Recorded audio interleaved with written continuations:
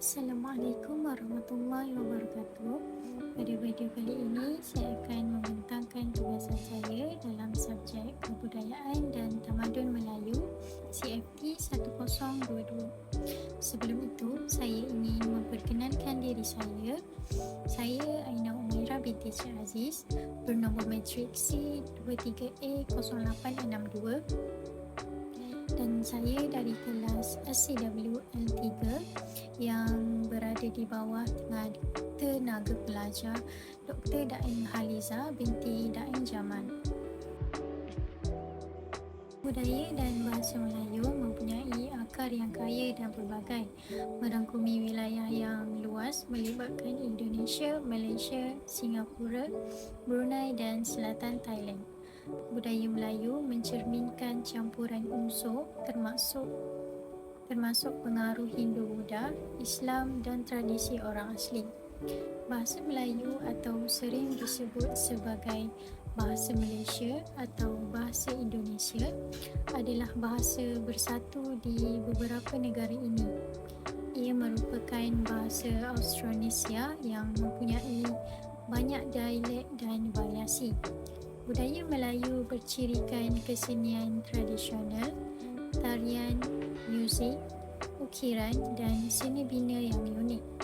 Perkembangan ini dipengaruhi oleh kepelbagaian etnik dan agama. Ia mewujudkan warisan budaya yang pelbagai dan berwarna-warni. Alam Melayu juga kaya dengan adat budaya yang unik, dihiasi dengan pelbagai pengaruh seperti animisme, Hindu, Buddha serta Islam. Sedikit demi sedikit mengikut peredaran zaman dan meresap ke dalam kehidupan masyarakat Melayu. Hindu-Buddha adalah salah satu agama yang pertama kali masuk ke alam Melayu sekitar abad ke-4 Masihi melalui perdagangan dan penyebaran dari India. Hindu-Buddha membawa pengaruh besar dalam berbagai adat istiadat dan bahasa Melayu.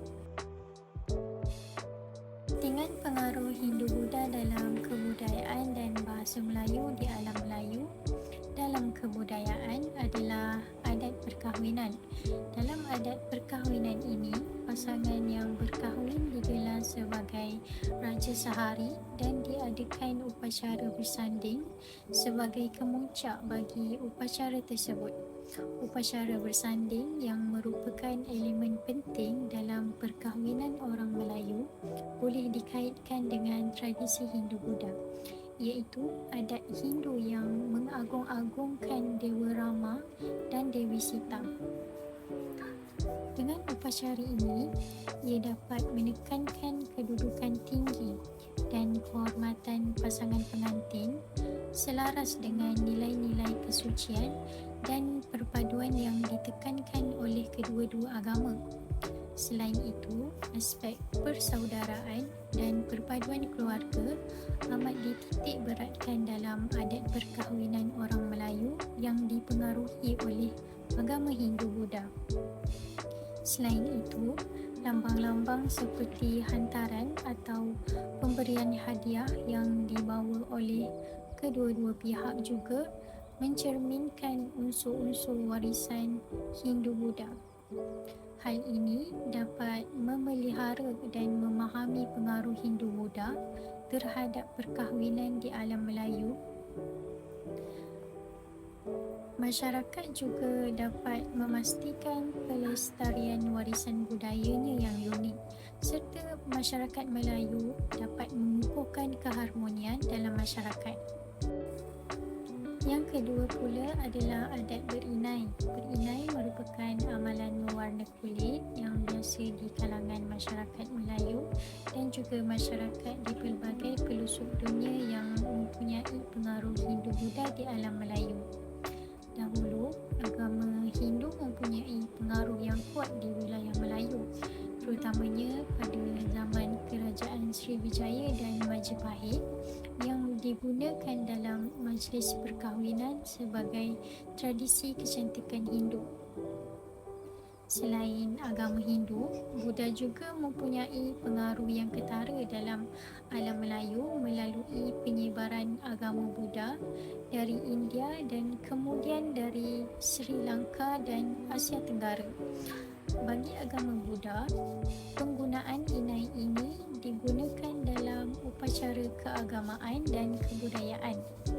Di alam Melayu, amalan ini merupakan sebahagian daripada perayaan, majlis perkahwinan sehingga kini, dan ia menjadi amalan dalam masyarakat Melayu. Dengan pengaruh ini, ia dapat menjadi penghubung budaya antara pelbagai masyarakat di alam Melayu kerana ia menggabungkan unsur tradisional Hindu-Buddha dengan adat resam Melayu yang mewujudkan warisan budaya yang kaya dan pelbagai. Seterusnya adalah adat kenduri arwah. Dalam kedua-dua agama Hindu-Buddha, konsep penjelmaan semula dan perjalanan roh selepas kematian adalah sangat penting.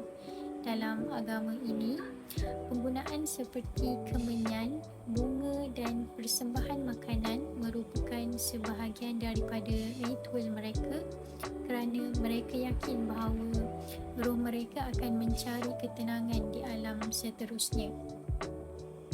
Pengaruh ini membawa ke alam Melayu di mana orang Melayu dia melakukan pelbagai jenis upacara seperti doa khas, pemberian makanan kepada mereka yang hadir.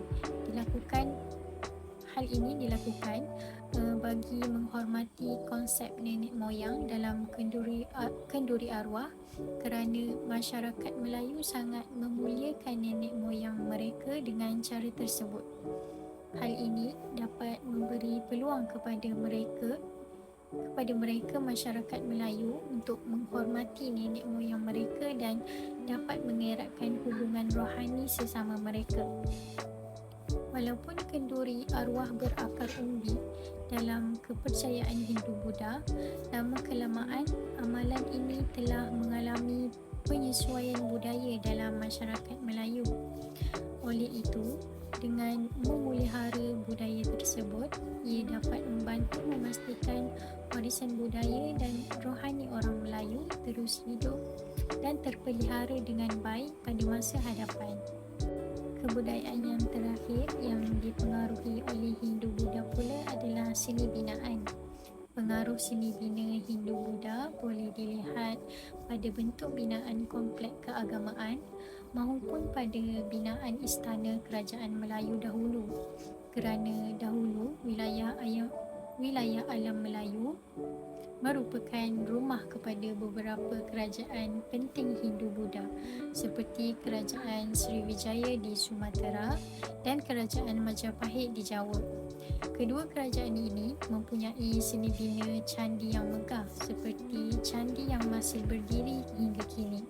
Sebagai contoh, Candi Borobudur dan Candi Prambanan di Jawa, serta Candi Muara Takus dan Candi Muaro Jambi di Sumatera.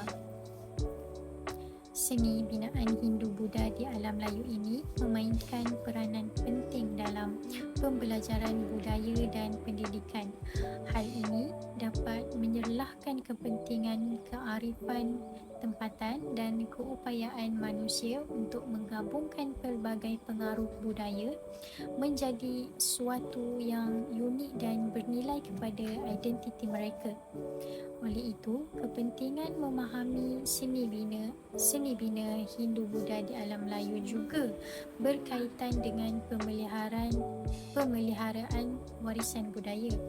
Dengan memahaminya, ia dapat menghargai dan menjaga struktur dan artifak seni ini, serta ia dapat memastikan warisan budaya yang kaya dan berharga ini dapat dinikmati dan dipelajari oleh generasi akan datang. Seterusnya, dalam bahasa Melayu pula, pengaruh Hindu-Buddha di alam Melayu merangkumi transformasi dalam sistem tulisan dan perkembangan literasi. Skrip Rencong, Rejang, Batak, Lontara, Kawi, Sunda Tua dan dan bayi-bayi adalah antara beberapa sistem penulisan yang diguna pakai oleh masyarakat di Nusantara. Selain itu, bahasa-bahasa tempatan juga memainkan peranan-peranannya yang tersendiri. Ini adalah kerana bahasa-bahasa Sanskrit dan Tamil turut memperkaya dan memperkukuhkan bahasa-bahasa tempatan melalui proses adaptasi yang berlaku antara kedua-duanya. Banyak perkataan-perkataan Sanskrit yang diguna pakai dalam kehidupan seharian orang Melayu. Sebagai contoh, perkataan pahala, duka, suka, neraka, syurga dan puasa antara perkataan Sanskrit yang dipinjam dan diguna pakai oleh orang Melayu sehingga kini. Pengaruh ini bukan sahaja mewujudkan transformasi dalam bahasa dan sistem tulisan, malah ia menjadi asas kepada perkembangan intelektual dan sains di alam Melayu. Dengan pengenalan tulisan Pallawa dan tulisan Kawi yang berasal dari India, budaya penulisan masyarakat Melayu kini lebih berkembang pesat dari segi ejaan dan sebutan. Kesimpulannya, pengaruh Hindu dan Buddha terhadap budaya dan bahasa Melayu di alam Melayu merupakan fenomena yang mendalam dan pelbagai, daripada sistem kepercayaan kepada bahasa Melayu. Pengaruh ini mencerminkan kerumitan hubungan budaya di alam Melayu. Justeru, pengaruh Hindu-Buddha telah memberi sumbangan besar kepada kepelbagaian budaya di alam Melayu. Dengan mengekalkan warisan Hindu-Buddha, alam Melayu dapat menyerap sejarahnya yang kaya sambil terus membangunkan identiti yang mencerminkan kepelbagaian dan pelbagai budayanya. Adalah jelas bahawa pengaruh Hindu-Buddha di alam Melayu amat penting untuk dipelihara di alam Melayu.